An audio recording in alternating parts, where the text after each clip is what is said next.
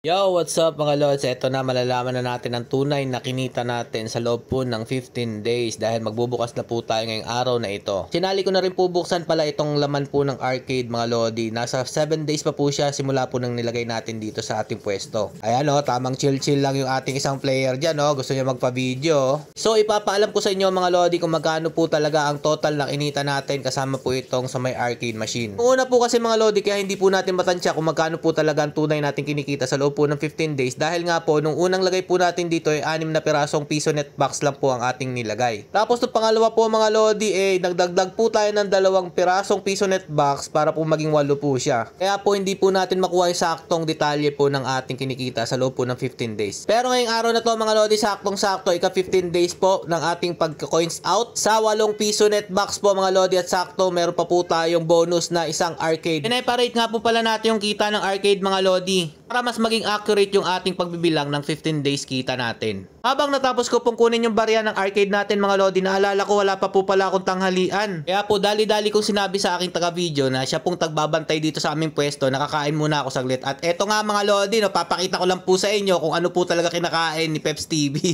Kahit kumikita po tayo ng sakto mga lodi, namimiss ko po talaga yung ganitong mga pagkain. Kasi nung college life ko po mga lodi, ito po talaga yung naging sandalan ko para po makaahon po sa gutom.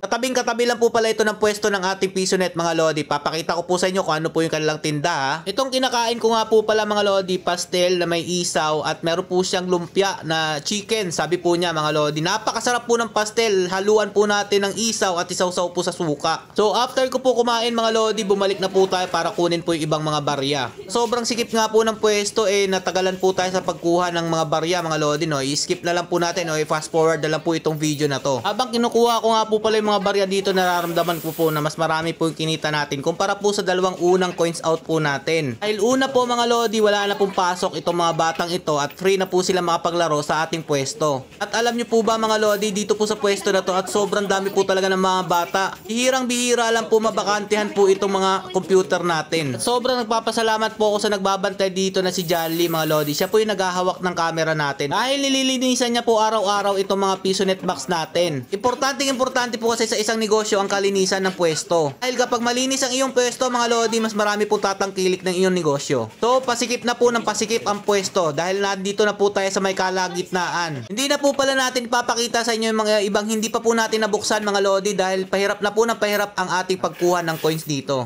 Kaya mga lodi, mas minabuti kong idiretso na lang po dun sa lugar kung saan po kami nagbibilang para po mas maganda naman po ang ating view. Dito lang po pala sa likod ng aming pwesto mga lodi, po nasa likod po ng tabing dagat. Sobrang aliwalas po ng hangin dito mga lodi at napakaganda po ng view. Tingnan nyo po, ang linis-linis po ng dagat nila dito. Dahil alam kong na-excite na po kayo kung magkano po talagang kinita natin sa loob po ng 15 days, in-skip ko na po itong video na to at papakita ko na po sa inyo kung magkano po lahat. Dito nga po pala sa aking pwesto mga lodi, bawal po ang piso. Dahil marami po ako nakikita mga lodi na minamagic po nila yung piso, ginagawa po nilang 5 piso. Para po makaiwas sa ganung problema, ginawa ko na lang po 5 tsaka 10 piso po ang pwede pong ihulog nila dito. Ito nga po pala nakikita nyo mga bata mga lodi, meron po lahat yung pamasko sa akin. So ang total nga po pala nito mga lodi, lahat-lahat po 14,600. Tama na po yung kinita ng arcade dyan na 780 po sa 7 araw. Ito na po mga lodi, nagkahatian na po kami nung may-ari po ng pwesto. Bale 40-60 nga po pala yung hatian namin, 40 po sa may-ari ng lugar, 60 po dapat sa akin. Pero dahil nga po meron po nagbabantay, kinaltas ko na lang po yung 10% para po kay John Lee. At nag-usap po kami ng may-ari ng pwesto na bibigyan po namin siya ng pamasko. O diba mga lodi, napakalaking kita nito. Kukumpara mo talaga sa minimum wage mga lodi, 15 days meron ka ng 14,000 mahigit. Pero lagi ko po ipapaalala sa inyo mga lodi, hindi po ganun lagi ang kitaan dito. Kaya po ng unang 2 beses natin pagko-coins out 8,000 mahigit lang po. Depende pa rin po yan sa dami po ng customer. So ayan mga lodi, sa susunod na video ipapakita ko naman po sa inyo ang kinikita po ng